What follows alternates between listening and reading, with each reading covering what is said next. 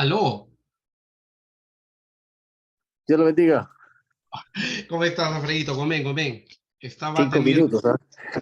asuntos muy importantes. Amén, amén. ¿Cómo estamos? La ¿Alguien más se hermana, conectó? sí, la hermana Cecilia se acaba de salir ahorita, porque Ya, como habíamos comentado algo, el pastor no contesta, y mejor hay que cortar una vez para entrar de nuevo, porque se queda grabado todo, pues. ya, ya, Ya está ya. entrando, ¿Se va a seguro. conectar de nuevo? Me imagino que sí, o le A estará ver, voy a... mandando un mensaje, no sé. Tenemos hambre de la palabra, profesor. Ya, estoy conectado. El Atomi conectado, no. Estoy... Cualquier cosa sale.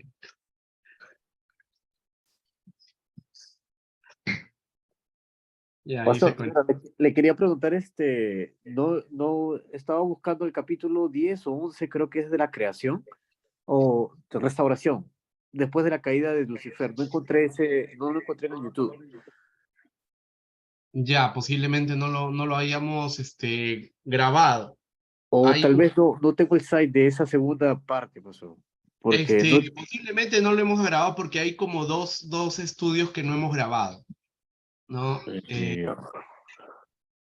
Es lo que yo recuerdo, ¿no? Que tuvimos dos estudios que no grabamos. Entonces, posiblemente sea uno de ellos. Mm, ya, eso habría que ver. Ay, me está picando el ojo. Desde Cafuncho. Ceci, ¿cómo está? Buenas noches. Que el Señor te bendiga, Ceci. Gomen, Buenas noches, Dayobo. no me pude conectar rapidito. Uy, Eh, Dayobo, yo. Estaba corriendo lentamente. Ceci, Ay, ya después te converso por sí, ese sí, tema. sí, sí, sí. Ya, bueno, vamos a empezar, ¿ok? Amén. Vamos a agradecerle a Dios por este tiempo. Bendito Dios, Padre amado, gracias por este tiempo que nos da. Te pedimos, Señor, que sea tu presencia guardándonos, guiando, ministrando, enseñándonos, Padre mío, lo que necesitamos aprender de tu palabra, no para honor de nuestras vidas, sino para que tú te glorifiques, Padre, en nuestras vidas, con poder. Señor, En el nombre ayúdanos, de Cristo te lo papá. entregamos. Gracias, bendito. Es maravilloso. Gracias. Muy bien, amados, vamos a ver dónde nos habíamos quedado. La secretaria, la hermana sabe. Sí, yo no sé dónde está. Tradición de las iglesias, Ya estoy, número 4. veamos, página. Uy, no sé. Estoy lejos de mi compu. Ya, a ver, yo por acá lo tengo. Sí, la fe en Dios. Capítulo 40. Nos habíamos quedado ahí porque ya vimos arrepentimiento. ¿De hecho? Sí. Ya. Fe. Fe, la fe es parte de la fe es un...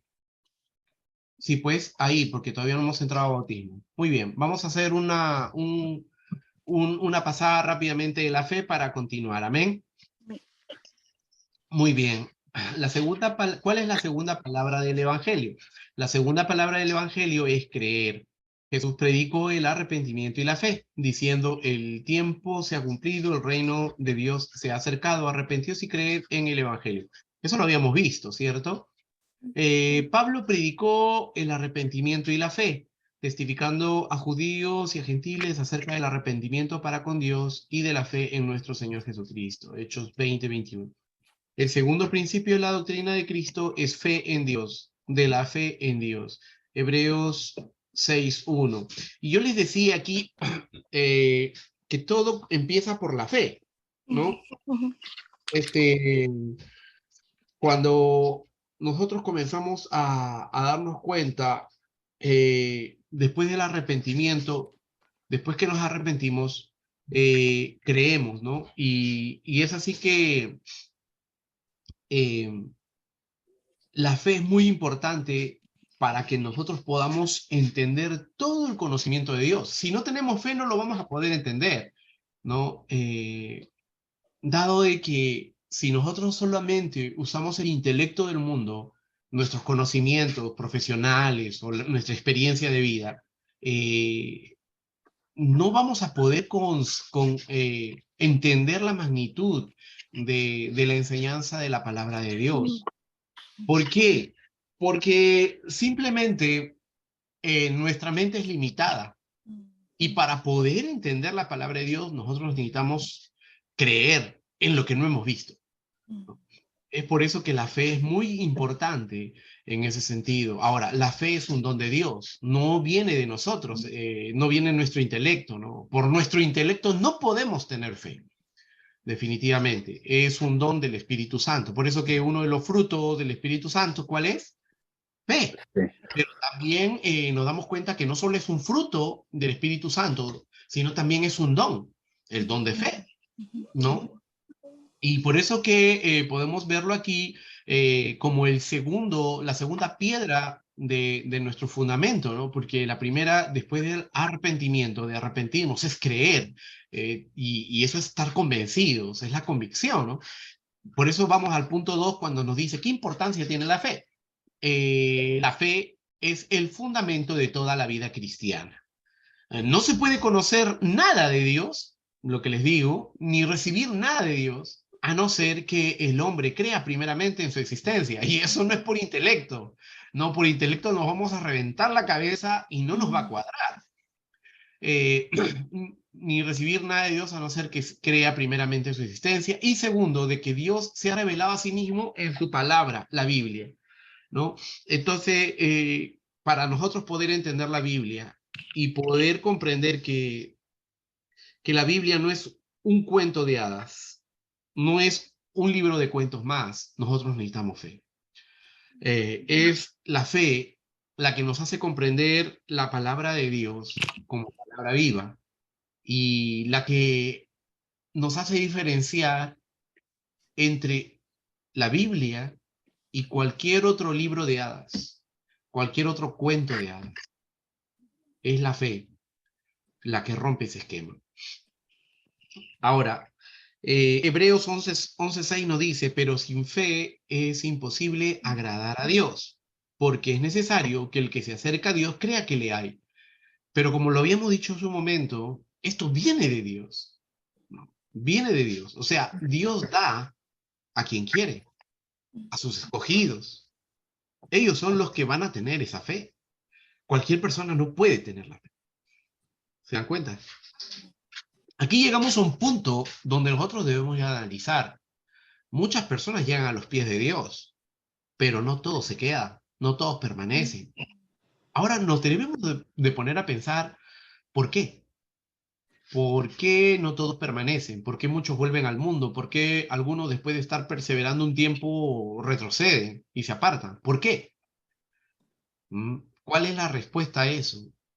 La única respuesta que yo les puedo dar a eso cumple lo que en la palabra de Dios nos dice que muchos son los llamados, pocos los escogidos, y esto tiene que ver mucho con la predestinación. Es ahí donde nosotros podemos entender que somos predestinados. Los que somos predestinados, dice la palabra, que no vamos a salir, no vamos a caer de la mano de Dios, porque estamos en sus manos. No sé si me sigue, pero los que no están predestinados se van a ir y no van a volver. Pueden venir, pueden perseverar, pueden estar 1 año, 2 años, 3 años, pero luego se van, ¿no? ¿Por qué? Porque lo hacen con su propia fuerza, porque no es el llamado en ellos. ¿Se dan cuenta? ¿Ok? Es un tema bastante largo. Eso se puede estudiar en lo que es un curso llamado Antropología Bíblica o también Doctrina del Hombre. No viene al caso, pero solo nosotros vamos a tocar un pequeño tip por lo que estamos viendo teología básica. Ahora bien, digamos, en Romanos 1:17 nos dice, porque en el Evangelio la justicia de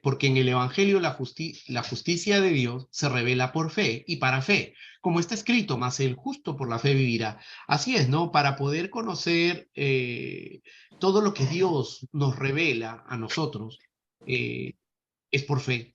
Es por fe para poder conocerlo y comprenderlo.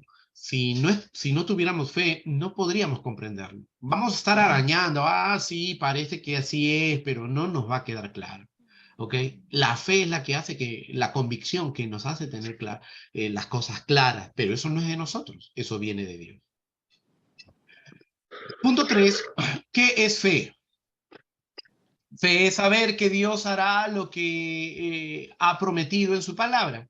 Fe acepta como un hecho real aquello no revelado a nuestros sentidos. Claro, nuestros sentidos hoy en día están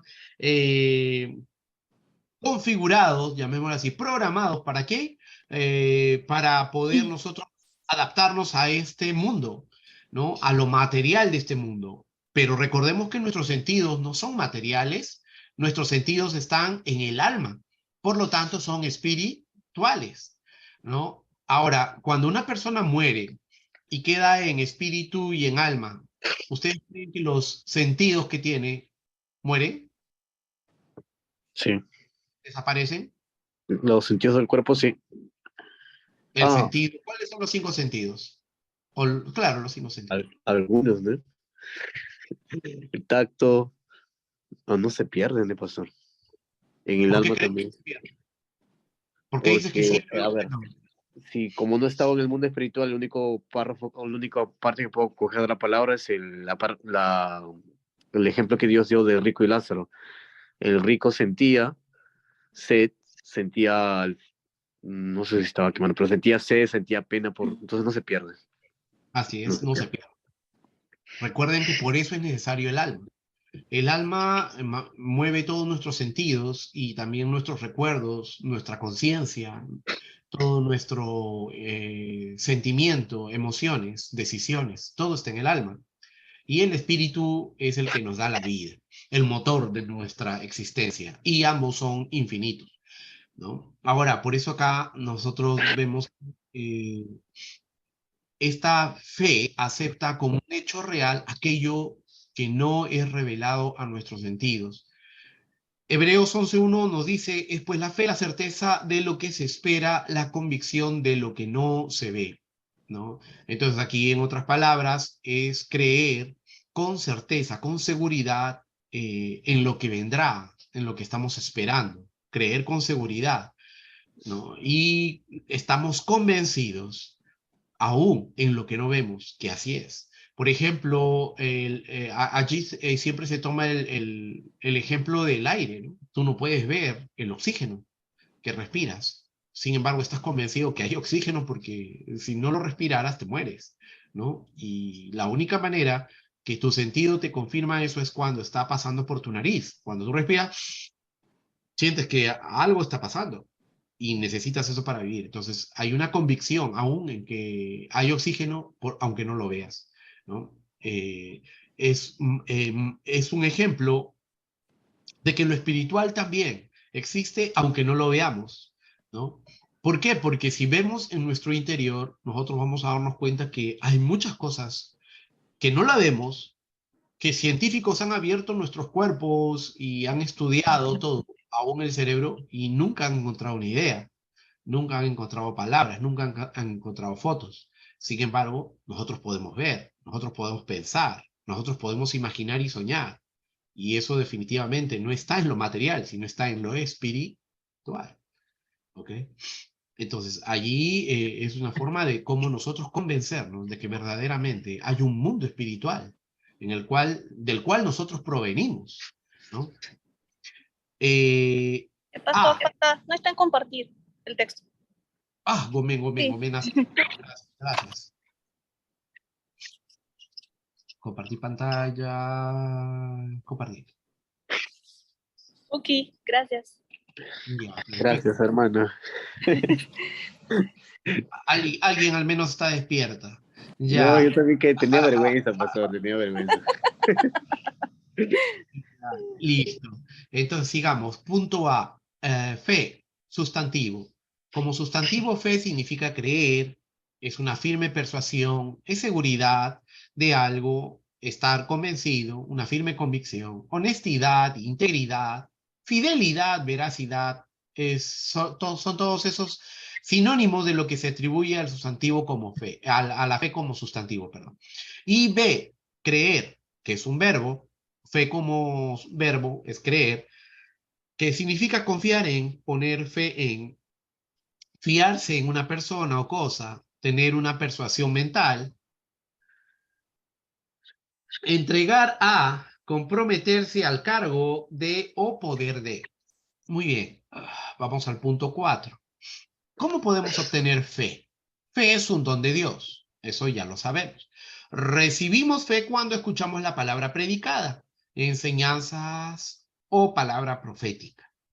Mientras más escuchamos la palabra de Dios, más fe recibimos. La palabra de Dios es la única fuente de verdadera fe. Qué interesante lo que dice aquí, porque es verdad, se cumple. No solo con una prédica, la primera vez que escuchamos la palabra de Dios, ya nos llenamos de fe. Ese fue solo el inicio. Pero si nosotros queríamos crecer en fe, teníamos que estar en comunión con Dios a través de su palabra, ¿no? Y esa es la manera como nuestra fe iba creciendo. Íbamos teniendo un conocimiento mayor de lo espiritual, aunque no lo veamos. Y entonces, pues, nuestra fe iba creciendo. Estábamos creciendo en ese conocimiento del campo espiritual, aunque no lo veíamos. Romanos 17 nos dice, así que la fe es por el oír y el oír por la palabra de Dios. Qué interesante, ¿no? Porque es lo que les decía al inicio, si tenemos fe es porque hemos oído, pero ¿qué hemos oído? La palabra de Dios. O sea, todo viene de Dios, la fe viene de Dios. La fe escrita es una condición del corazón y no de la mente. Es el presente y no el futuro. Produce un cambio positivo en mi comportamiento y en mi experiencia. Y está basada solo en la palabra de Dios. Podemos leer Hebreos 11, todo el capítulo que habla de la fe y ver cada uno de los ejemplos, ¿no? De los héroes de la fe. También encontramos Romanos capítulo 4. Esas son tareas para que ustedes la lean. Punto 5. Encontramos en Abraham un modelo o ejemplo de fe. De la manera que Abraham manifestó su fe, es el modo que nosotros debemos manifestar nuestra fe. Él creyó la palabra, su esperanza en cuanto al futuro fue un resultado de su fe en el presente. Él rehusó aceptar la evidencia de sus sentidos, la edad avanzada. Él no se debilitó, titubeó en su compromiso. Él se regocijó en la palabra de Dios como un hecho realizado. Allí hay unas observaciones, ¿no? Aunque aquí pues vemos la perfección de Abraham en la fe, sabemos bien por las escrituras que él tuvo su momento de temor, cuando estaba haciendo el pacto, ¿no? Y pues vino la noche y entró temor.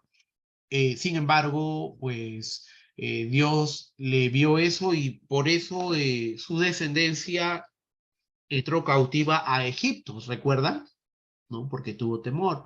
Luego podemos ver también la parte donde él malentendió o dudó de cómo Dios iba a manifestar su poder para su primogénito, de tal manera que se metió con su esclava, Agar, ¿no? Entonces, podríamos decir que fue la impaciencia, podríamos decir que dudó de que Dios iba a hacer algo entre él y Sara, podríamos decir que hasta fue la mujer, pero lo que sí podríamos decir con certeza es que su fe no fue perfecta, perfecta. No, no podríamos decir eso.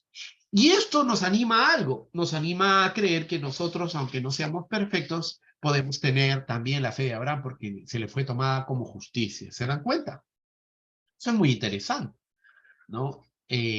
Aunque Abraham no tuvo una fe perfecta, podemos ver que Dios conoció su corazón. Y Dios conoce nuestros corazones, aunque nuestra fe muchas veces tampoco es perfecta. Esto no es una justificación para pecar, pero sí es una justificación para darnos cuenta que a pesar de nuestros errores, aquellos pecados por omisión que nosotros hacemos, no nos apartan del Señor, sino nos anima a volver a su gracia, ¿no? A su perdón. Amén. Muy bien, sigamos. Espérense tantito.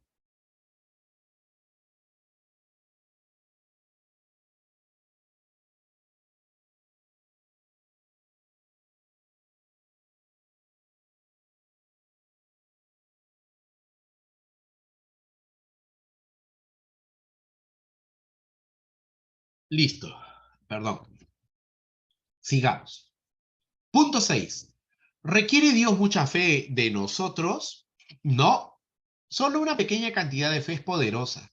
Nada es imposible para aquel que tiene fe como un grano de mostaza. Mateo 17:20. Jesús le dijo, si tuviere fe como un grano de mostaza, diréis a ese monte, pásate de aquí a allá y se pasará, y nada os será imposible. Muchas veces cuando se ha tocado este versículo, la gente queda confundida, porque decimos, oye, o sea que mi fe, o sea, llegas a dos conclusiones, o sea que tu fe es menor que un grano de mostaza, ¿no es cierto? O que definitivamente no es una fe verdadera en Dios. Y es allí donde nosotros tenemos que reflexionar qué nos dice la palabra al respecto, ¿no? Debemos de entender esto, si tuvieres fe como un grano de mostaza, diréis a este monte, pásate de aquí, allá y se pasará. ¿Qué significa? ¿Qué significa para nosotros? Por ejemplo, ¿tú qué entiendes de eso, Cecilia? Mm, eh, la verdad que no, yo pienso, ¿no? Que no es una cosa literal, ¿no? No es que la montaña se va a mover a otro lado, ¿no? Sino que puede, o sea, que con tu fe puedes hacer posible muchas cosas, ¿no? Mover la mano de Dios, ¿no? Y no sé si es una prédica escuchado, ¿no? Pero es como decirte, ver que los problemas no son como son, tan grandes, sino que con tu fe puedes hacer que esos problemas, con la mano de Dios, no sean tan problemáticos, problemas no tan grandes. Es lo que también entendí, ¿no? Por una parte. Perfecto. Y Alfredo, ¿tú qué entiendes? Yo también entiendo lo mismo lo que está diciendo es que la montaña representa problemas, cosas obstáculos, ¿no? Que podemos, si tenemos fe, confianza en Dios, puede cambiar, pero también si Dios quisiera mover la montaña, sí lo podría hacer, ¿no? Pero bueno, eso pienso igual también. Ok, es a lo que me refiero. La fe que ustedes tienen, o mejor dicho, la fe que nosotros tenemos, es ese tipo de fe, una fe limitada. ¿Se dan cuenta? Cada uno de nosotros estamos viendo esto, estamos escuchando la palabra de Dios, y acá Dios nos dice, ¿no? Si tuvieres fe como un grano de mostaza, diréis este monte, pásate, pero nosotros no creemos. ¿Se dan cuenta? Nosotros dudamos y preferimos tomarlo como una analogía, porque es más fácil para nosotros creer que es una analogía que creer verdaderamente que un fe puede mover una montaña, un grano de fe puede mover una montaña. ¿Se dan cuenta? Entonces, ¿esto a qué nos lleva a pensar? Que no somos perfectos en creer. Nuestra fe es pequeña. Nuestra fe puede ser grande, pero no esa fe hacia Dios. Porque si fuera una fe verdaderamente grande hacia Dios, entonces no estaríamos nosotros en los problemas que estamos metidos. Estaríamos en un nivel de santidad diferente. ¿Se dan cuenta? Pero ahora escudriñen sus vidas. Escudriñemos cada uno nuestras situaciones, vean sus condiciones como hombres, como mujeres, como seres humanos. ¿Estamos bien delante de Dios? ¿Estamos en un proceso de sanidad plena, de santidad plena? Imagínense solo en este día qué pasó por nuestra mente o qué hicimos. O imaginemos nuestra condición, ¿no? Si Dios viene ahora, ¿cómo nos encuentra? ¿En un estado de santidad, en un estado de gracia, como para que nosotros podamos así irnos al cielo? La puerta está abierta y entrar nada más. ¿O tendríamos que primeramente decir, excusarnos y decir, bueno, mira, yo quería hacerlo, quería, pero me faltó tiempo? ¿Cómo estaríamos? ¿Se dan cuenta? Entonces, ese es el grado de fe que nosotros tenemos como cristianos.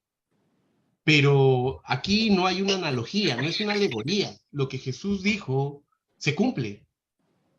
Y se cumple no porque Jesús le haya dicho a una montaña, muévete montaña y échate al mar. Se cumple porque él hizo sanidades, porque él estaba lleno de fe. ¿Se dan cuenta? Ahora vean, alguna vez prediqué esto, hay varios tipos de fe, pero un tipo de fe que tenían los apóstoles que estaban con Jesús, los discípulos, ¿qué tipo de fe era? Bastante, ¿Mucha, llenura o poca fe? Sobrenatural, pienso. Poca. ¿Sobrenatural o poca? ¿Cuál de las dos? A ver, ¿por qué Pues, sobrenatural? Sobrenatural, porque hasta la sombra, ¿cómo es? Donde pasaban ellos también sanaba, ¿no? Ya. ¿Y por qué poca? bueno, yo lo que entendí cuando dijo fue que los discípulos tenían, el momento de que Jesús les estaba enseñando, entonces ellos tenían poca fe, incluso que le dijo a Jesús, aumentaron la fe. Esa es la fe que tenían los discípulos. Esa es la fe que tenemos nosotros. Poca fe. Poca fe. Nuestra fe es tan limitada, mis queridos hermanos, por nuestras condiciones espirituales y por nuestro estado delante de Dios, que solo estamos sobreviviendo, o sea, vivimos por gracia. ¿Se dan cuenta? Entonces, como sobrevivimos por su gracia y su misericordia, no podemos ver plenamente el poder de Dios en nuestra vida como para actuar por fe. O sea, nosotros podemos sanar como los apóstoles luego comprendieron cuando su fe les fue aumentada, cuando con su sombra sanaban, con una prenda sanaban, con una palabra sanaban. ¿Se dan cuenta? ¿Mm? Podríamos nosotros hacerlo. Entonces, yo les puedo decir, si nosotros fuéramos llenos de fe, podríamos mover montañas. Así de simple. Esa es la creencia que yo tengo. Eso es hacia donde mi fe apunta. Pero en mi vida práctica aún me falta llegar a esa plenitud. ¿Me dejo entender? Cada uno de nosotros debe escudriñar su corazón. Pero lo que no podemos dudar es que la fe, como nos dice acá, si tuviéramos fe, fe en Dios, no en nosotros, no en nuestro conocimiento, no en nuestra espiritualidad. Y el gran problema de la mayoría de cristianos es ese, que tenemos fe en nosotros y creemos que esa fe en nosotros, porque ya somos hijos de Dios, o sea, fe en nosotros como hijos de Dios, justifica que tenemos fe, pero no es una fe verdadera y real como la que Dios espera de nosotros. Y es ahí lo que tenemos que cambiar. La mayoría de cristianos vive esa fe, vive de la fe que hemos recibido de la salvación, pero que se reemplaza en nosotros como hijos de Dios. ¿Me dejo entender? Y no tenemos una fe plena en Dios. ¿Saben por qué? Porque si tuviéramos una fe plena en Dios, entonces no estaríamos en las condiciones que estaríamos, no estaríamos en los pecados que estaríamos, no estaríamos en las situaciones que nos metemos. ¿Mm? Viviríamos de otra manera, ¿ok? Pero pues la mayoría de cristianos, sin temor a equivocarme, puedo hablar de un 98% en todo el mundo, estamos en esa situación. Tenemos que salir de esa situación, pero no es fácil para nosotros salir, porque no podemos hacerlo con nuestras fuerzas. Y nos falta esa decisión de desechar todo lo que nos rodea, porque somos tan carnales, que no podemos llegar a esa fe plena en Dios. Y solo Dios nos pide la fe de un grano de mostaza en Él, fe en Dios de un grano de mostaza en Él, ¿no? Y hemos confundido la fe en nosotros, como hijos de Dios, como salvos. Ya, soy salvo, entonces, ¿cuál es mi fe? Mi fe es que soy salvo, pero no es una fe en Dios. Estamos cerrando ahí el entendimiento. ¿Ok? Ese es el tema. Por eso llegamos a ello. Punto 7. ¿Es la fe parte de las piedras del fundamento? Sí. Fe es la segunda parte de las piedras del fundamento, doctrina de Cristo, mencionada en Hebreos. Tal como el arrepentimiento es necesario, también la fe es necesaria para todos nuestros actos y nuestro andar con Dios. Hebreos 6.1 nos dice, por tanto, dejando ya los rudimentos de la doctrina de Cristo, vamos adelante a la perfección, no echando otra vez el fundamento de arrepentimiento, de obras muertas, de la fe en Dios, etc. Punto 8. ¿Es la fe un arma? Sí. Cuando el poder de las tinieblas lucha con nuestra mente, podemos utilizar la fe para derrotar este ataque, ¿no? O sea, nosotros podemos expulsar demonios si tuviéramos fe, como un grano de mostaza.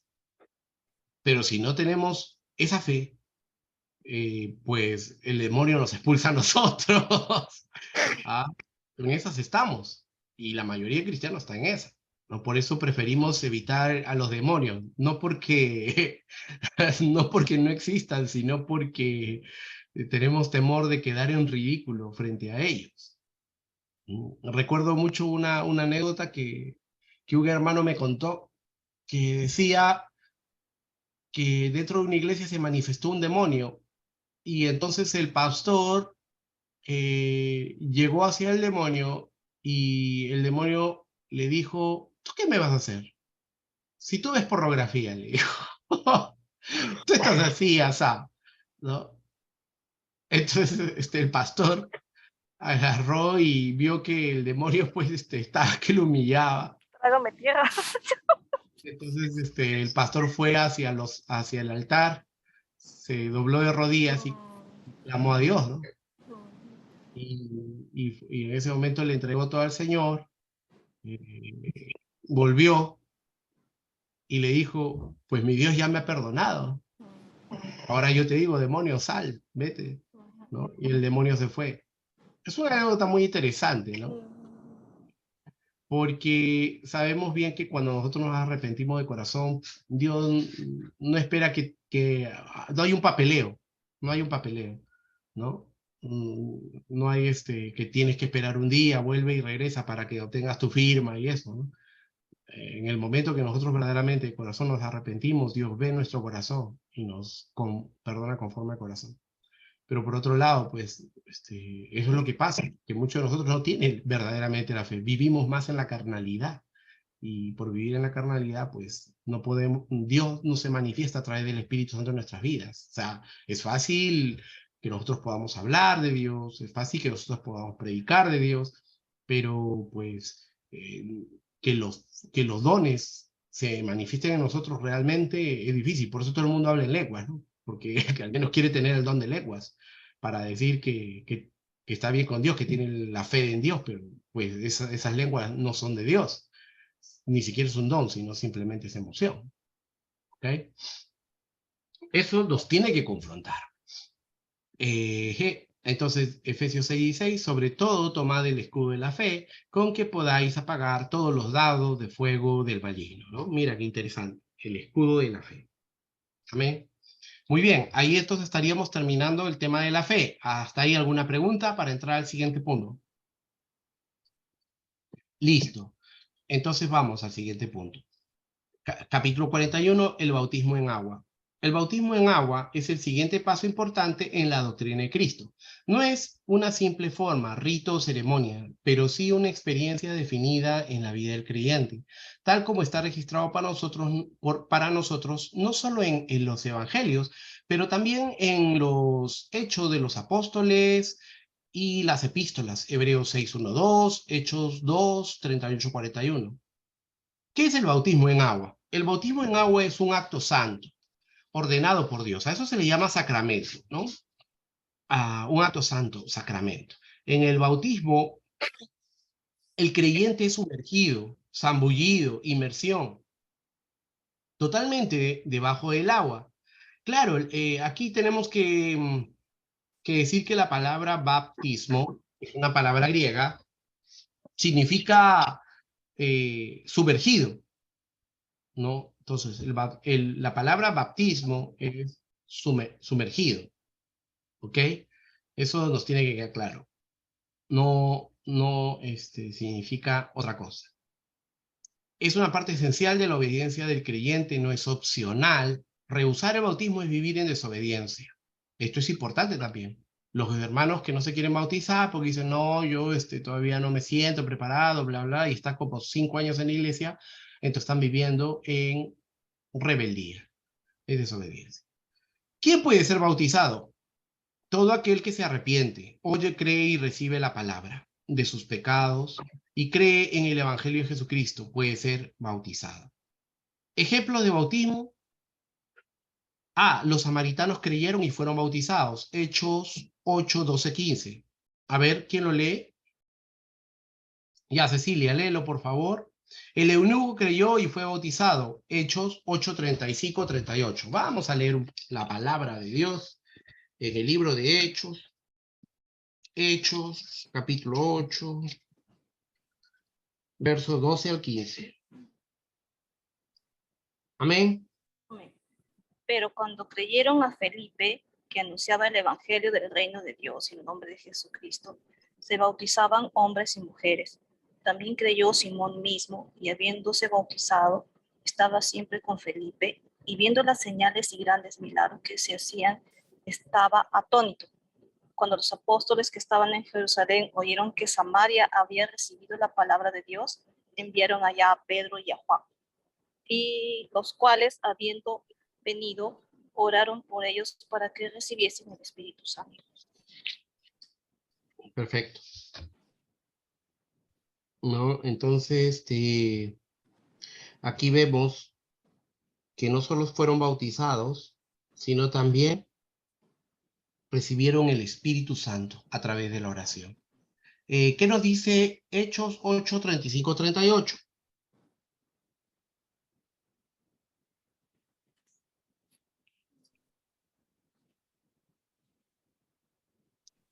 Yo, pastor. Entonces, sí, Sí, tú, Alfredo. Amén, discúlpeme, ¿no? Entonces Felipe, abriendo su boca y comenzando desde esta escritura, le anunció el evangelio de Jesús, y yendo por el camino, llegaron a cierta agua, y dijo el eunuco, aquí hay agua, ¿qué impide que yo sea bautizado? Felipe dijo, si crees de todo corazón, bien puedes. Y respondiendo, dijo, creo que Jesucristo es el Hijo de Dios. Amén. 38 también. 30, Sí, amén. sí. Y mandó parar el carro, y descendieron ambos al agua, Felipe y el eunuco, y le bautizó. Amén. amén. Hechos 19, 4, 5, Cecilia.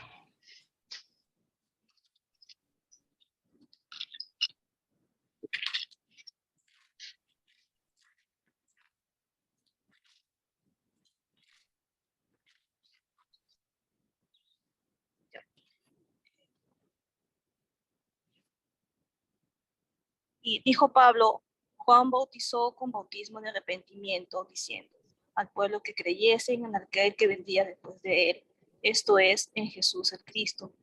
Cuando oyeron esto, fueron bautizados en el nombre del Señor Jesús. Amén. Aquí que estamos observando,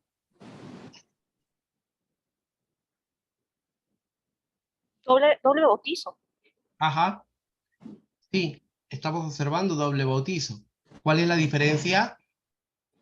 Uno fue para el arrepentimiento y el otro fue en el nombre del Señor Jesús. Así es, nos queda claro, ¿no? Eso nos tiene que quedar claro para poder enseñar a otros, porque tal vez alguno nos observe eso, nos diga, pero ¿por qué se bautizó doble? Entonces tenemos que enseñar que el bautismo de Juan es bautismo de arrepentimiento, pero el reino de los cielos aún no se había manifestado, o sea, Jesucristo. Entonces, el bautismo de Jesucristo es aquel que Jesucristo encomienda en Mateo 28. Amén. Eso que nos quede claro. ¿Te queda claro, no, Alfredo? Amén. Ya. Ahora, Alfredo, 19, El mismo es. el mismo, ¿no? Sí. Pero esto no es el mismo. Los discípulos de Efeso creyeron y fueron bautizados, dice. A ver, sí, ¿no? Sí, bueno, es el mismo, sí. Ya, dejémoslo ahí. Punto 3. ¿Tienen que ser bautizados los bebés? No. La Biblia enseña claramente que solo aquellos de edad suficiente para arrepentirse y creer al Evangelio deben bautizarse. Un bebé no puede tomar este paso, pues no entiende lo suficiente para creer en el Señor. No hay ningún mandamiento bíblico al respecto. Allí, por ejemplo, vale aclarar las ramas de la teología que se utiliza dentro del cristianismo. Los pentecostales pues no bautizan bebés, ¿ok? Y como nosotros venimos de raíces pentecostales, esto lo tenemos claro. Pero los protestantes tienen sectores que sí bautizan a bebés, ¿no? Entonces a eso le llaman el paido bautismo. Normalmente lo hacen los luteranos, lo hacen los, calvinistas, lo hacen los presbiterianos, ellos hacen el paido bautismo, ¿no? ¿Y por qué? Porque a través de una serie de entendimientos bíblicos, pero no explícitos, sino versos bíblicos implícitamente, llegan a esa conclusión. La verdad es que yo un poco he revisado el tema y esos versos que ellos utilizan de manera implícita, ¿entienden lo que es versos bíblicos que son explicados, que son, digamos, presentados para un entendimiento explícito y para un entendimiento implícito? ¿Entienden esa diferencia o no? Sí. ¿Tú le entiendes, Alfredo? Sí, pero ya me olvidé exactamente el significado. Lo entiendo cuando lo está diciendo. Ya, lo que pasa es lo siguiente, ¿no? A ver, para que lo tengan una vez más bien claro. Los versos bíblicos normalmente deberían ser textos explícitos, que cuando tú lees el verso bíblico se explica por sí mismo. Explica por sí mismo el mensaje, ¿no? La interpretación se entiende rápidamente. Pero un verso bíblico o textos para hacer una interpretación implícita, tú tienes que no es fácil el entendimiento y tú tienes que interpretarlo. El problema de estos textos, de estos versículos bíblicos, que tú hagas una interpretación implícita, es que tú puedes errar en la interpretación. ¿Por qué? Porque no es una explicación directa del texto. Entonces, allí, por ejemplo, hacer una predicación utilizando versículos bíblicos que no son claramente usados para ese mensaje, puedes caer en que hagas un errado análisis implícito de lo que el versículo quiere decir. A eso, si fuera errado, se le llamaría eisegesis, ¿no? Y no exégesis. ¿Por qué? La exégesis es la correcta interpretación de la palabra de Dios. Eisegesis, miren que solo cambia una palabra, exégesis, eisegesis. Eisegesis sería que tú estás haciendo tu interpretación personal que no tiene nada que ver con la palabra de Dios, con lo que Dios, con el mensaje que Dios quiere decir en ese versículo, ¿ok? Entonces, para el paido bautismo, yo particularmente yo no comparto la justificación que dan estas alas protestantes para bautizar a los niños, ¿no? No son unos versos directos, explícitos, para que se dé ese mensaje. Ellos, de alguna manera, llegan a esa conclusión de forma implícita, utilizando la interpretación de los versos de forma implícita. ¿Se dan cuenta?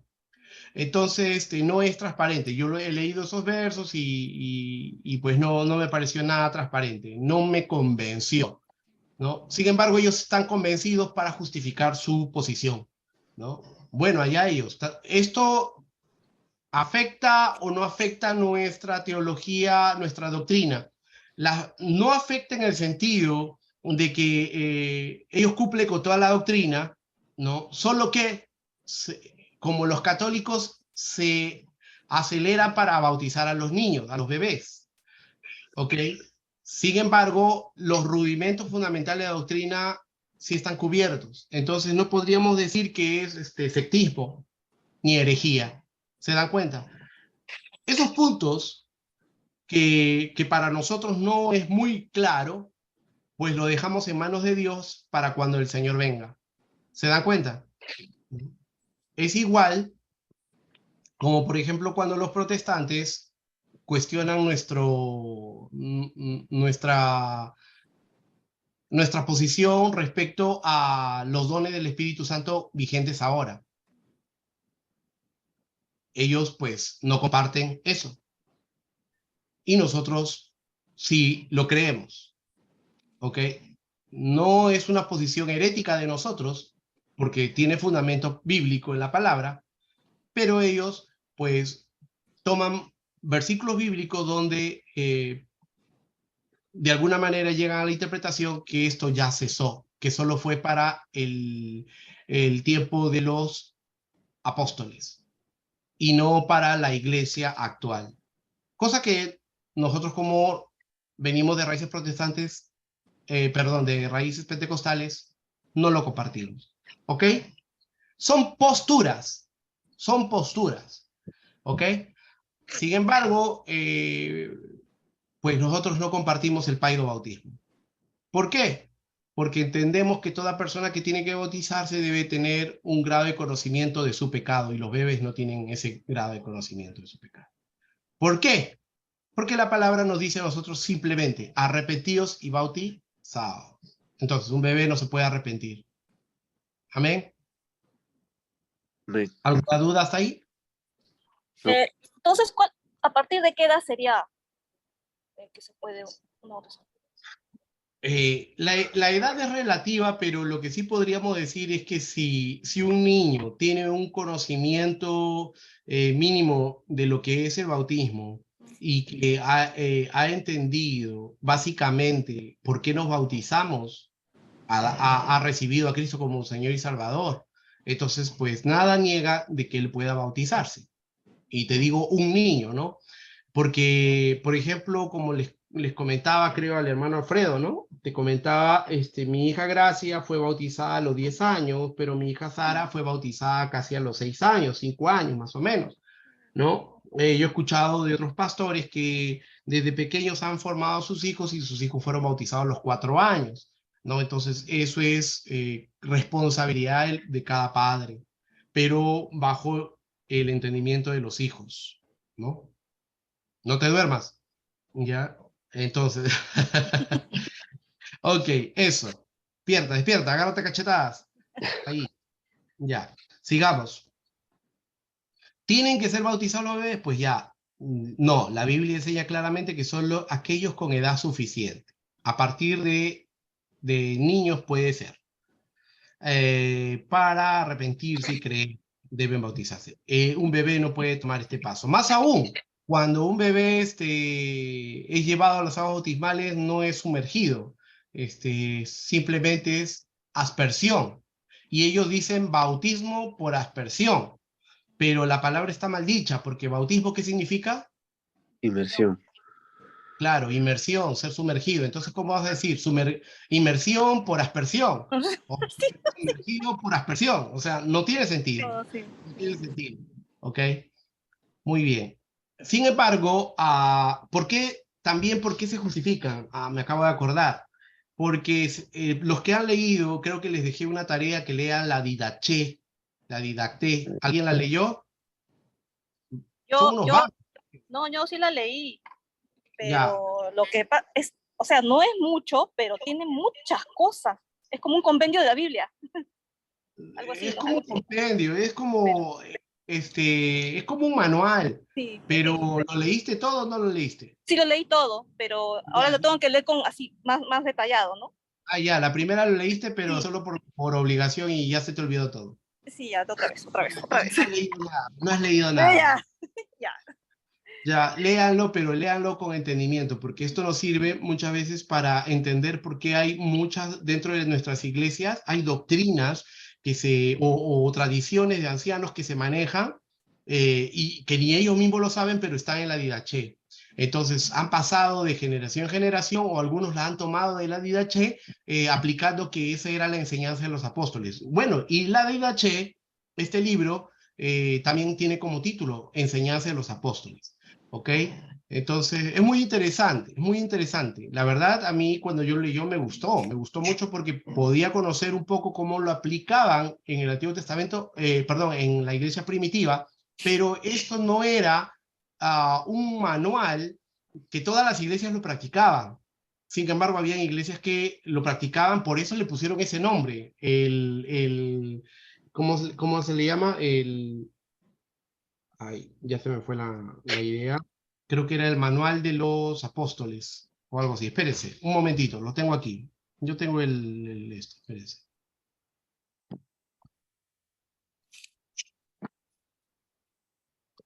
Espérese un ratito.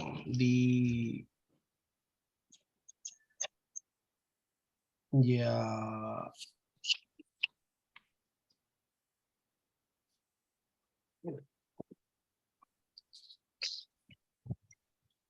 Ok, ¿lo están viendo? Sí. Ya, así le llamamos, la doctrina de los apóstoles. De los 12 apóstoles. Ya, didache. Ahora, ¿cuántas hojas tiene? Solo 19 hojas, ¿ah? No es como para morirse. ¿Ya? Oh, Entonces, Ya se está muriendo. no, nada que ver, por favor. Qué vergüenza. Yo tengo que hacer tarea de 50 hojas y ya. Miren, le voy a leer la introducción nada más. Esta obra es uno de los más antiguos documentos cristianos, no canónicos, recuerden, no canónicos. Canónicos se le llama a todo lo que está en la Biblia, no canónicos los que no fueron considerados en la Biblia. Y es fundamental para la comprensión de cómo los primeros cristianos ofrecían culto a Dios. Lo interesante es que aquí podemos ver en la doctrina de los 12 apóstoles, en la Didache, cómo muchos cristianos ofrecían culto a Dios.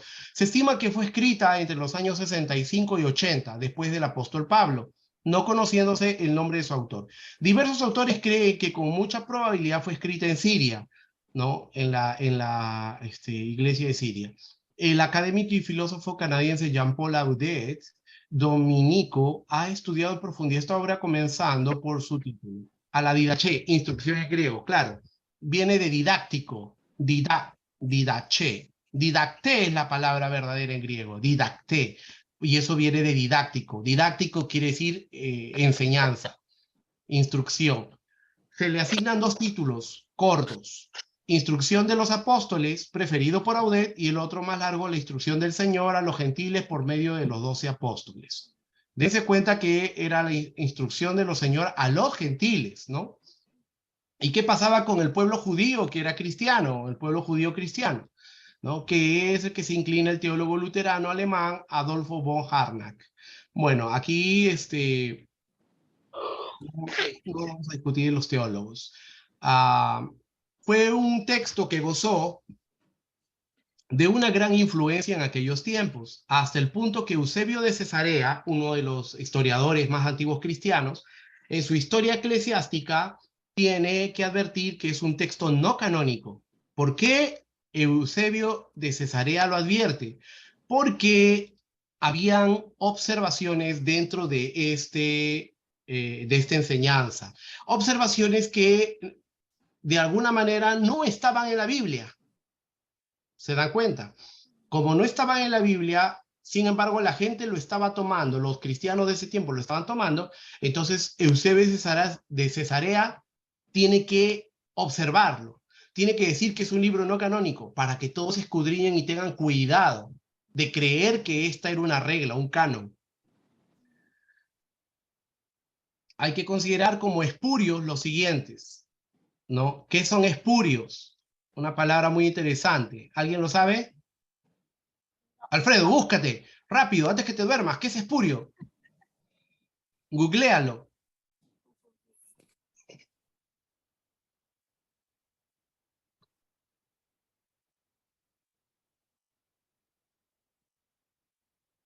Espurio.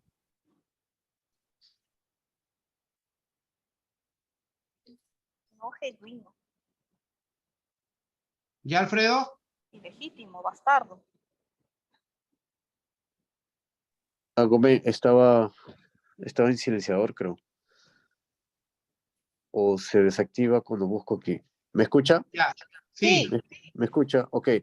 Que es falso, ilegítimo o no auténtico. No es extraño que la libertad de los lituanos esté muy vinculada a la ruptura de una ligazón espuria. Ya, No ok. entiendo que dice que es falso. Falso y Sí, ilegítimo. falso. Que es falso. Que no tiene autoridad verdadera. Entonces, por eso Eusebio de Cesarea lo declaraba así, ¿no? Hay que considerar como espurios, como falsos, ¿no? Como no creíbles, los siguientes, los hechos de Pablo. Miren, aquí Eusebio de Cesarea comienza a hablar de varios libros que en ese tiempo pasaba. O sea, es como nosotros mirando el YouTube y vemos a un David Diamond y vemos a un, ¿cómo se llama el peluquín? David Diamond. Armando Alducín. Un Alducín ahí. Pues imagínense que Eusebio de Cesarea diría, Chuy hay que considerar Olivares. Se ríe. espurios. ¿no es cierto? Hay que considerarlos como espurios, ¿ya? Y en ese tiempo, bueno, no había televisión, no había YouTube, pero sí había libros y se pasaban y entonces decía, hay que considerar como espurios los hechos de Pablo. ¡Ojo! Los hechos de Pablo, ¿ya? Los hechos de Pablo no son los mismos que los hechos de Lucas, recuerden, ¿ya? Los hechos de Pablo era un libro que estaba en ese tiempo que no se ha encontrado detalles de él. No está, Oh, pero en esos tiempos pues existía. ¿No? Recordemos que en ese tiempo, estamos hablando del siglo I, siglo II, ¿cómo se consideraba al libro de Hechos? El segundo evangelio de Lucas. Eso les enseñé. El primer evangelio de Lucas era lo que conocemos como Lucas, el libro de Lucas, Mateo, Marcos, Lucas. El segundo evangelio de Lucas, ¿cuál es? El libro de Hechos. Porque ¿quién lo escribe? Lucas. ¿Ok? Ya, entonces aquí vemos otros libros espurios, los Hechos de Pablo, el llamado Pastor, o más conocido como el Pastor de Hermas, un libro muy interesante también que les animo a leer, me gustó cuando lo leí, es un libro poético, ¿no? El Apocalipsis de Pedro, para los que no les gustaba el Apocalipsis de Juan, también hay un libro espurio llamado el Apocalipsis de Pedro, la que dicen que es epístola de Bernabé, la epístola de Bernabé también, el escrito llamado Enseñanza de los Apóstoles, o sea, la Didache, y como dije, si se desea, el Apocalipsis de Juan. El Apocalipsis de Juan sí es el Apocalipsis que conocemos. ¿Sí? ¿Ya? Y pues Eusebio de Cesarea no lo consideraba hasta ese momento como un libro espurio. ¿No? no. Ya más adelante, otros historiadores, teólogos, recuerden que este trabajo viene de teólogos, comenzaron a analizar cómo escribía Juan, cuál era la caligrafía, la connotación de la gráfica de esos tiempos de Juan cuando estaba en Patmos, y por todo y todo y todo llegaron a la conclusión que el libro sí era verdadero. ¿Ok? Este escrito es rechazado por algunos y considerado entre los reconocidos por otros. Hace esa mención, se da cuenta del Apocalipsis de Juan, ¿no? Aquí lo ves. No obstante, es un texto atribuido a San Atanasio, obispo de Alejandría. Se aconseja como libro muy útil para la instrucción de los catecúmenos. ¿Qué significa catecúmenos? Catequesis. Catequesis. Catequesis significa los estudiantes. Catecismo significa estudio, ¿no? Nosotros creemos que cuando estudiamos el libro de catecismo, estamos siendo como los católicos. No, la palabra catecismo, catequesis, significa estudio, ¿ok?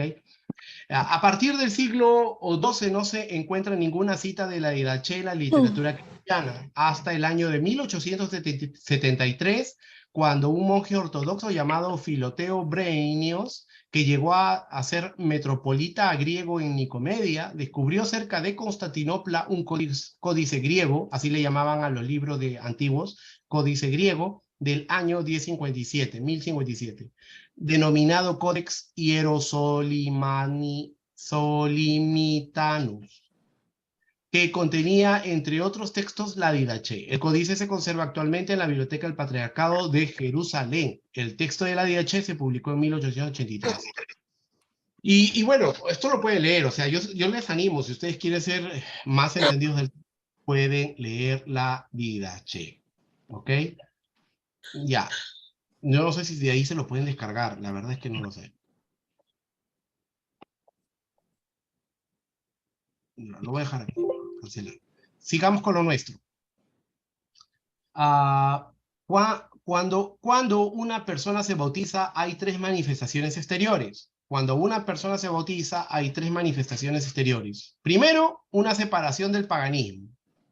Lo primero, una separación del paganismo. Rompiendo relaciones con costumbres religiosas, significa el comienzo de una vida cristiana y una dedicación total a Cristo y a la obra de su iglesia. O sea, debemos entender que el que se bautiza deja pues todas las costumbres religiosas, se santifica para Dios. Es una forma como nosotros nos santificamos para Dios. El bautismo es eso. Pero hoy en día ha perdido esa relevancia. En el Antiguo Testamento, la forma como uno se santificaba, ¿cuál era? ¿Se acuerdan? El sacrificio de una oveja. No, nazareato. A través de nazareato Circuncisión. se santificaba, ¿ok? Se dedicaba a Dios, ¿no? Pero ahora en el Nuevo Testamento, pues en lo que Cristo nos enseña, el pacto de la gracia, es a través del bautismo. Significa el comienzo de una vida cristiana, una dedicación total a Cristo y a la obra de su iglesia. Siendo bautizados en su nombre, la posesión legítima de nuestra vida pasa al Señor Jesucristo. O sea, deberíamos entender eso, pero no lo entendemos, ¿no? De tal manera que nos bautizamos y luego seguimos en la misma vida de pecado. Entonces eso está mal. B, un estilo de vida nueva, ¿no? Lo que les decía, seguimos en la misma vida de pecado, pero deberíamos cambiar nuestro estilo de vida. Desde un punto en adelante, el cristiano debe vivir conforme a las ordenanzas de Dios del nuevo pacto del Señor Jesucristo. Esto involucra tanto bendiciones como obligaciones. Interesante, ¿no? Bendiciones como obligaciones. ¿Por qué? Porque somos bendecidos, pero también tenemos nuestras responsabilidades. Y otro punto, un discípulo de Cristo, él nos convierte en seguidores, estudiantes y testigos de todo aquello que Jesús significa y es. Para eso debemos estudiar la palabra. ¿Qué obra se efectúa interiormente en el bautismo en agua? Hay varias maneras de describir la experiencia espiritual del bautismo en agua. Vamos a utilizar 6 expresiones muy significativas para todo creyente. Primero, bautizados en el nombre del Señor Jesucristo. Es aquí que tomamos su nombre, tal como la esposa toma el nombre de su marido. Ahora podemos pelear una buena batalla de fe en su nombre. Colosenses 2, 9, 10. Porque en él habita corporalmente toda la plenitud de la deidad, y vosotros estáis completos en él, que es la cabeza de todo principado y potestad. Cuando nosotros bautizamos en el nombre de nuestro Señor Jesucristo, considerando que en él habita corporalmente toda la plenitud de la deidad, estamos bautizando en el nombre del Padre, el Hijo y el Espíritu Santo. Entendiendo también que Señor Jesucristo hace a colación al Padre, al Hijo y al Espíritu Santo. ¿Ok? Recuerden que en griego, Señor es Kyrios. Señor es Kyrios. La palabra Señor en griego es Kyrios, ¿no? Y a Jesucristo también se le conoce como Señor. Jesucristo es el Señor, el Kyrios. Gálatas 3:27, porque todos los que habéis sido bautizados en Cristo, de Cristo estáis revestidos. Gálatas 3:27. B, la remisión de pecados, otra obra que se efectúa interiormente en nosotros cuando tenemos el bautismo en agua. El poder del pecado es quebrantado en nuestras vidas. La sangre de Cristo ya ha tratado con nuestros pecados pasados.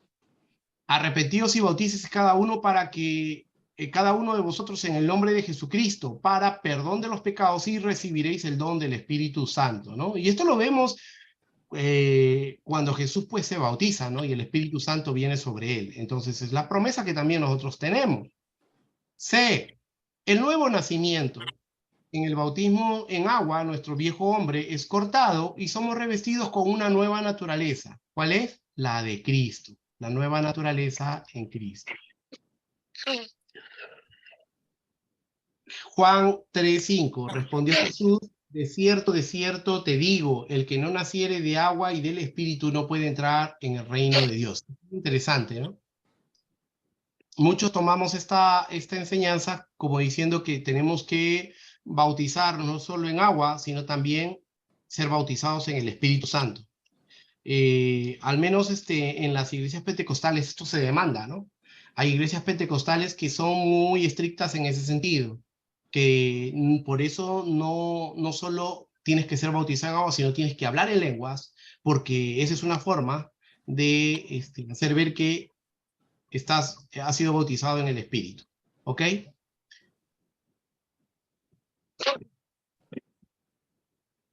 Sigamos. La circuncisión del corazón. En él, en Cristo, también fuisteis circuncidados con circuncisión no hecha a mano, al echar de vosotros el cuerpo pecaminoso carnal. En la circuncisión de Cristo, sepultados con él en el bautismo, en el cual fuisteis también resucitados con él, mediante la fe en el poder de Dios, que le levantó de los muertos. Entonces, aquí que nos dice, primero fuimos circuncidados. ¿Con qué circuncisión? No hecha de mano, sino la circuncisión de cortar todo lo pecaminoso y carnal de nuestras vidas. Esa es la circuncisión de Cristo. Por eso, a eso también se le llama como un sinónimo circuncisión del corazón. También en Cristo somos sepultados con Él a través del bautismo. Por eso que tiene que ser una inmersión completa, que supone una sepultura, en el cual fuisteis también resucitados con Él mediante la fe en el poder de Dios. También cuando el creyente sale de las aguas bautismales, que hace una representación de la resurrección, que le levantó de los muertos. Al enterrar el viejo hombre, el enterrar del viejo hombre, nos identificamos con la muerte, sepultura y resurrección de Cristo. Al ser sepultados con Cristo, nuestra naturaleza pecaminosa es quitada y recibimos un corazón circuncidado. Esto nos dice Romanos 6, 3, 5. Por favor, léelo, Cecilia. Romanos 6, 3, 5.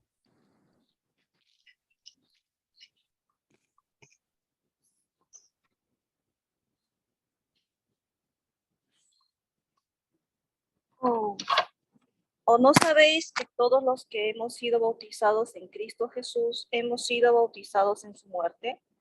Porque somos sepultados juntamente con Él para muerte por el bautismo, a fin de que como Cristo resucitó de los muertos por la gloria del Padre, así también nosotros andemos en vida nueva. Porque si fuimos plantados juntamente con Él en la semejanza de su muerte, así también lo seremos en la de su resurrección. Amén.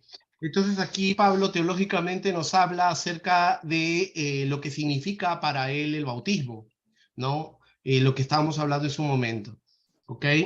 F, bautizados en su cuerpo, membresía en el cuerpo de Cristo, no por medio de un saludo o siendo bautizados a una denominación, sino bautizados en Cristo, ¿no? O sea, cuando somos bautizados en Cristo, nosotros somos parte de la iglesia, pero no de la iglesia local, sino parte de la iglesia espiritual, de la cual somos todos.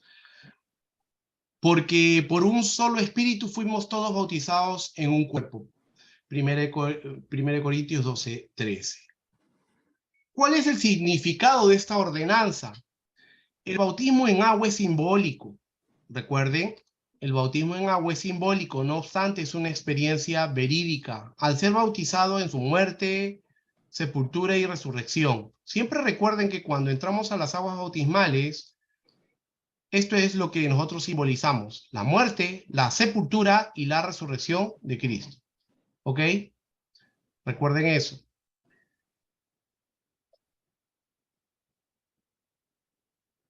Vamos a terminar aquí, ¿ya? Porque no quiero que estemos pasando y no, Alfredito está ya que se le caen los ojos, está muy cansadito. Ya sabía ¿Ya? que me iba a echar la culpa yo. Pero está Sí, bonita ¿no? la palabra, pastor. Sí, sí. Sí, está bonita, si estás durmiendo, tú ya estás en el tercer No, cielo. es que escucho, pastor, sino que no sabe cómo trabajo, pastor. Mi trabajo es Yo sé, así. yo Y la sé, cinta no, está yo sé. tan relajante que pasa esto. Es que cuando uno habla Ahora se el va al pastor sueño. está relajante que pasa esto. No, es que Ya, el está bien, asiento. pero no, O sea, vamos a pero dejarlo aquí. cuando uno habla no da sueño, pero cuando uno escucha nomás ahí sí como que viene la... Ya, listo. Entonces, a partir de ahorita tú lo vas a leer. Sí, sí. Empieza Mire, aquí. ya me levanté, mire. Ya, empieza aquí. Ya. Tú lee esta parte y yo lo explico. Vamos. Ok, ok. El bautismo es una identificación con Cristo. En la salvación aceptamos la muerte, sepultura y resurrección de Cristo. En el bautismo en agua nos identificamos con estos tres hechos. A. Por medio del bautismo estamos muertos. B. Por la inmersión enterramos al muerto. C. Al salir del agua, nos levantamos para andar en novedad de vida. Amén, gloria a Dios. Entonces, aquí por lo que están viendo es lo que se cumple en este punto, ¿no? En el punto muerte, sepultura y resurrección, ¿no? Esta es la explicación de lo que acontece en el bautismo, muerte, sepultura y resurrección. Como ha mencionado Alfredo, en el bautismo estamos muertos, en la inmersión enterramos al muerto y al salir del agua resucitamos en novedad de vida. Perfecto. El punto 7, Alfredo. Amén, ya tómate. Ok. ¿Cuál es el nombre completo para el Padre, el Hijo y el Espíritu Santo? Señor, Yahvé o Yab del Antiguo Testamento, Dios. Jesús, el nombre terrenal, el nombre de su humanidad, Hijo. Cristo, el nombre del Espíritu Santo, la unción, el Mesías, Espíritu Santo. Por eso, cuando nosotros bautizamos en nombre del Señor Jesucristo, estamos bautizando en nombre del Padre, al decir Señor, en el nombre del Hijo, al decir Jesús, y en el nombre del Espíritu Santo, al decir Cristo. Otra interpretación también es que Jesús, como les expliqué la vez pasada, significa Yeho,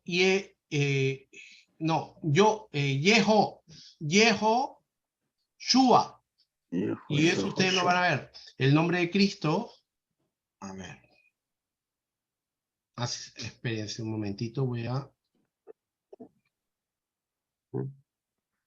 Espérense un toque. ¿Alguien dijo amén? Voz con voz gruesa. Escuche.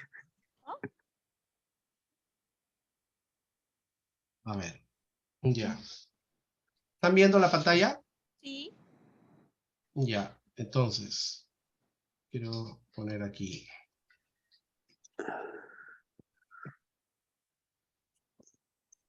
Ok, miren, el nombre Yehoshua o Yeshua significa Dios de salvación. Ese es el nombre de Dios. IHBH. Ajá, entonces, Yeshua es el nombre corto. El nombre largo es Yehoshua. ¿Están viendo? Uh-huh. No, está muy chiquito. ¿Junto? Ah, ya, Sí. chotomate. Yo le echo zoom, ¿eh? Yo no puedo, ya. Ya, ok. Ya, ¿Lo ven? okay. Sí, ahora sí.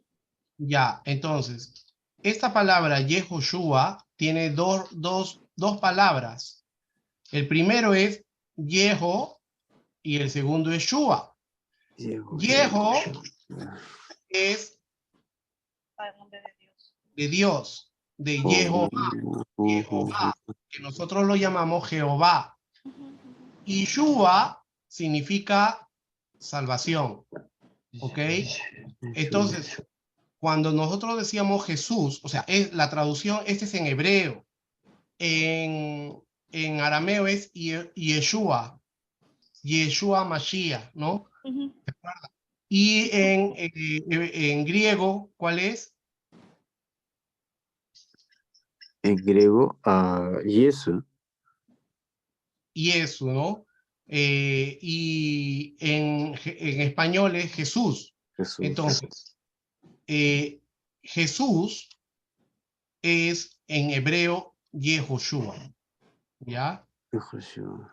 Y significa Dios de salvación. Entonces, si nosotros entendemos esto, claramente vamos a poder entender por qué cuando bautizamos en el nombre de Cristo, podemos decir en el nombre te bautizamos en el nombre de nuestro Señor Jesucristo, ¿no? ¿Ok? Amén. Ya, ahora les queda claro, ¿no es cierto? Que podemos bautizar en el nombre del Padre, en el nombre del Padre, el Hijo y el Espíritu Santo, también en el nombre de nuestro Señor Jesucristo. Amén. Eso es, pastor, ¿puedo decir algo? Eso sería en el caso de nosotros, ¿no? Pero si fuese en el caso de los solo Jesús, estarían mal porque para ellos se acabó el Padre y el Espíritu Santo. Para él es solamente Jesús. ¿Los unitarios te refieres? No. Creo que sí, pero yo los conozco por a los solo que Jesús. Son sectas. Esos son sectas, ¿no es cierto? Sectas. Claro, esos, por ejemplo, No está reconociendo la Trinidad. no reconoce la Trinidad, por lo tanto ya eso afecta definitivamente nuestra doctrina, nuestra doctrina fundamental, ¿no? Y eso ya no se considera como una posición teológica, sino como una herejía. Ok, a eso debemos de tener claro. Sigamos. Ya, este punto. Léete esta parte de aquí, mi querido Alfredito. Amén. Gracias. Ok. La parte de abajo dijo nomás. ¿Qué significa la circuncisión del corazón? La circuncisión del corazón es una obra u operación del Espíritu Santo realizada en el corazón de un creyente arrepentido en el acto del bautismo en agua.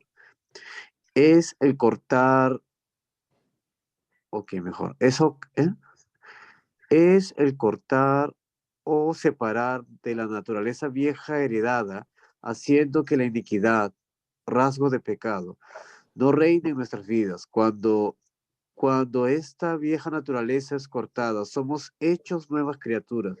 Es entonces que tenemos un nuevo corazón y un nuevo espíritu. Amén. Entonces, lo que tiene que ocurrir en el bautismo, como ya lo hemos mencionado y aquí lo vemos de otra perspectiva, es que debe haber una circuncisión del corazón, ¿no? Eso significa una dedicación plena a Dios. Cuando salimos de las aguas bautismales debemos estar dedicados plenamente a Dios. Pero eso no ocurre hoy en día, ¿no? No ocurre porque nos bautizamos, pero igual caemos en las mismas carnalidades, si seguimos viviendo la misma vida mundana. Y entonces, pues definitivamente no podemos ver a todas las bendiciones que Dios tiene para nosotros. Pero si nosotros nos ciñéramos a entender lo que es esta circuncisión al corazón, como hemos visto, donde nos separamos, dice, nos separamos de la naturaleza vieja heredada, ¿no es cierto? La naturaleza vieja heredada son todas esas concupiscencias en las cuales nosotros como viejo hombre hemos caído, pero nos separamos de ello, definitivamente podríamos ver mayores cosas obrar en nuestras vidas. Podríamos ver un estado de santidad y de fe tremendo. Podríamos ser usados poderosamente, como muchos hombres en otrora fueron usados. Pero nosotros no somos usados así porque, pues, definitivamente aún nuestra naturaleza sigue batallando. Como decía, no sé si era Calvino o si era Lutero, ¿no? En las aguas bautismales ahogué mi vieja naturaleza, al viejo hombre, pero no sabía que el miserable sabía nadar, ¿no? Entonces, entonces, nos quiere decir que,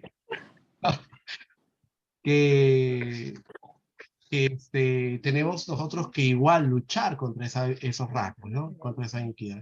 Vamos a dejarlo aquí, ¿ok? Doctor, Y nos ¿puedo dar quedamos aquí. un testimonio así bien chiquito? Ya, Para confirmar esa parte, ¿no? De que debemos de dejar a nuestro viejo hombre. El hermano Gustavo, desde que se bautizó, el Espíritu Santo lo corrige con más severidad. Sí, demanda de él que tenga más cambios en su vida, ¿no? oh, Es gloria a cierto, Dios. ¿no? Amén, amén. Qué bueno, qué bueno. Bueno, dile que también parte del cambio que también esté acá estudiando, pues. Sí, sí, también, de paso. A los de orejas para él. Perfecto. Vamos a dejarlo aquí. También vamos a agradecerle a Dios por este tiempo. Y pues, a ver, Cecilia, ¿puedes despedirnos? Ok. Nuestro Señor y Padre Celestial, te agradecemos por este tiempo, Padre. Gracias, Señor, por tus enseñanzas, Señor. Gracias por tu Espíritu Santo, Señor, es el que está con nosotros, Señor. Capacitándonos, Señor amado. Y que no solamente seamos oidores, sino también hacedores de tu palabra, Señor amado. Gracias, Señor, por la vida de tu siervo, el pastor Israel, Señor. Que tú le das en su corazón, Señor, ese amor de poder enseñarnos, Señor, aquello que tú lo capacitas, Señor. Sigue capacitándonos, Señor, para tu obra, Señor, para tu gloria, Señor amado, cuidando también su familia, Señor, su trabajo, Señor, y toda su vida entera, Padre, su ministerio, Padre Celestial. También, Señor amado, por mis demás hermanos, Señor, bendícelos, cuídalos, protégelos, Señor amado. Y que en esta semana, Señor amado, en todo tiempo, Señor amado, seamos dirigidos por tu Espíritu Santo, Señor. Te agradecemos por esta noche, Señor, en el nombre del Señor Jesús hemos orado. Amén. Amén. Gracias.